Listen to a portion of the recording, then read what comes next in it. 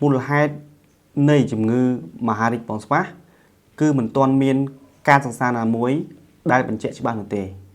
ក៏ប៉ុន្តែគេសង្កេតឃើញថា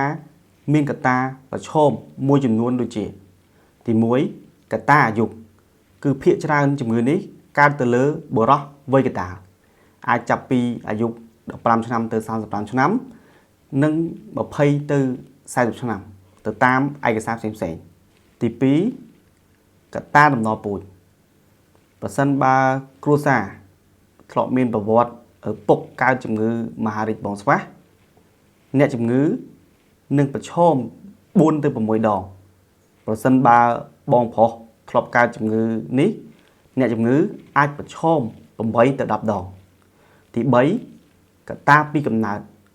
ប្រសិនបើអ្នកជំងឺមានពងស្វាតែមួយចំហៀងនៅក្នុងថង់ពងស្វា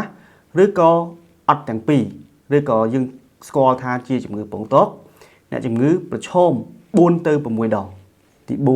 4ប្រសិនបើបុរសធ្លាប់កើតជំងឺមហារីកពងស្វាមួយចំហៀងអ្នកជំងឺនឹងប្រឈមកើតជំងឺមហារីកពងស្វាមួយចំហៀងទៀតរហូតទៅដល់12ដងទី5បើសិនបើបុរសមានជំងឺវិបត្តិអត់កូនគាត់នឹងប្រឈមទៅនឹងជំងឺមហារីកពងស្វា3ដងបើប្រៀបធៀបជាមួយនឹងបុរសធម្មតា